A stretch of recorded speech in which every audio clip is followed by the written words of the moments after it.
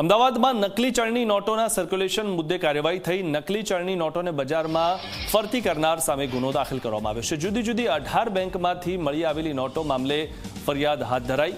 2000ના દરની 6 તો 500ના દરની 895 નકલી નોટ મળી આવી છે। 200ના દરની 374 તો 100ના દરની 274 નકલી નોટ મળી આવી છે। 50ના દરની 110 સહિત કુલ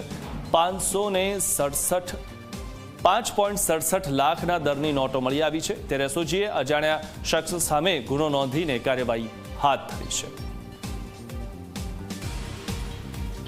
એસઓજી ક્રાઇમ બ્રાન્ચ અમદાવાદ શહેર દ્વારા બનાવટી ચલણી નોટો બજારમાં ફરતી કરનાર અજાણ્યા ઇસમો વિરુદ્ધ ગુનો દાખલ કરેલ છે। સદર કેસમાં અલગ અલગ દરની કુલ 1659 નોટો બેંકો દ્વારા બનાવટી હોવાનું જણાતા તપાસ અર્થે એસઓજી ક્રાઇમ બ્રાન્ચ અમદાવાદ શહેર ખાતે મોકલવામાં આવેલ હતી। આ નોટો બેંકોમાં સર્ક્યુલેશન દરમિયાન કયા ઇસમ દ્વારા ગુનાહિત કાવતરું કરી અને મોકલવામાં આવેલ છે